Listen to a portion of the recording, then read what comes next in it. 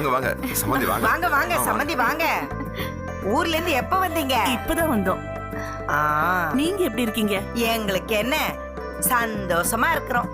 அப்புறம் கல்யாண வேலையில எப்படி போகுது? வேலையை ஆரம்பிக்கணும்னு சேச்சி പറഞ്ഞു. அதான் அடிச்சு பிடிச்சு ஓடி வந்தது. மத்தபடி மாப்பிள்ளை வீட்டுக்காரங்க நீங்க பாத்துக்க மாட்டீங்களா என்ன?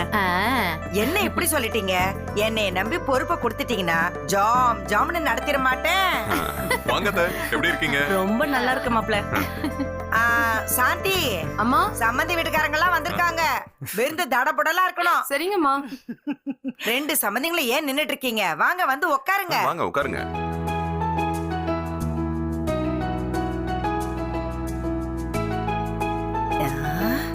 என்ன சம்மந்தி, இன்னும் வேற யாராவது வரணுமா என்ன?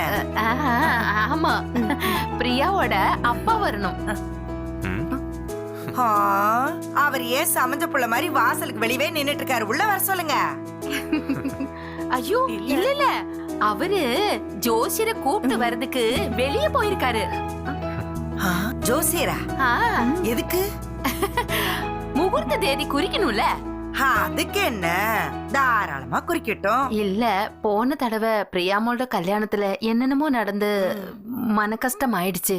இந்த தடவை அதொன்னும் நடக்காம பாடலன்னு நினைச்சு நாங்க தமிழ் கல்ச்சர்லயே கல்யாணம் வச்சுக்கலான்னு நாங்க முடிவு பண்ணிட்டோம். அதுக்காகத்தான் உன்னியட்டாவை அனுப்பி தமிழ் ஜோசியரை பார்த்து கூட்டிட்டு வான்னு சொல்லி அனுப்பியிருக்கேன். இந்த கேரளாக்காரி சாதாரண ஆள் இல்ல. எல்லா நல்ல பேரும் இவளே தட்டிட்டு போலான் இருக்காளா? இவளை விடக்கூடாது.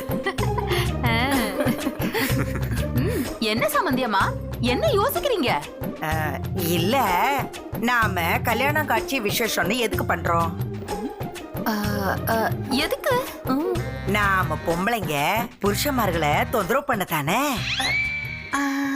அத நீங்க மட்டும் பண்ணி சந்தோஷப்படலான்னு பாக்குறீங்களா? சம்மந்தி என்ன சொல்றீங்க? வணக்கம் வணக்கம் வணக்கம். எல்லாரும் சௌக்கியமா இருக்கேளா? வணக்கம். வணக்கம். கல்யாணத்துக்கு தேதி குறிக்கணும்னு சொன்னா அதான் வந்தேன். தேதி குறிக்கிறதெல்லாம் இருக்கட்டும், உங்களுக்கு மலையாள கல்யாணம் பண்ணி வைக்க தெரியுமா? அது எப்படி? நான் நல்ல தமிழ் புரோகிதராச்சே. இந்த கல்யாணத்தை நாங்க மலையாள முறைப்படி பண்ண போறோம்.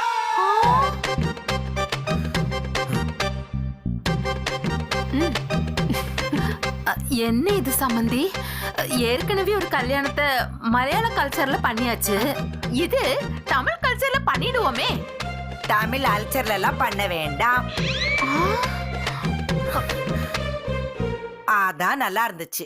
செண்டை மேளெல்லாம் வச்சு டண்டனக்கா டண்டனக்கா டான்ஸ் ஆடி நாம அப்படியே பண்ணிக்கலாம். அதுல ஐயோ, எல்லாருக்கிட்டையும் தமிழ் கல்ச்சர்ல தான் மேரேஜ் பண்ண போறோம்னு நான் പറഞ്ഞു.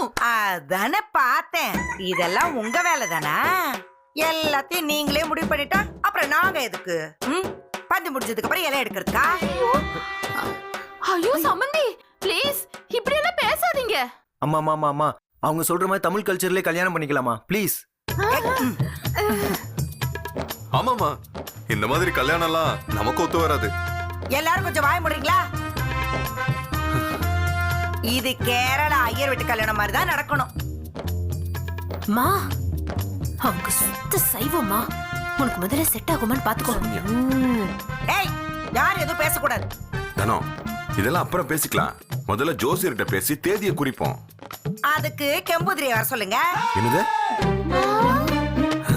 கெம்பூதிரியா? அதான் இந்த கேரளால ஜோசியம் பாப்பாங்களே. கெம்பூதிரி இல்ல, நம்பூதிரி. அதத்தான் நானும் சொன்னேன்.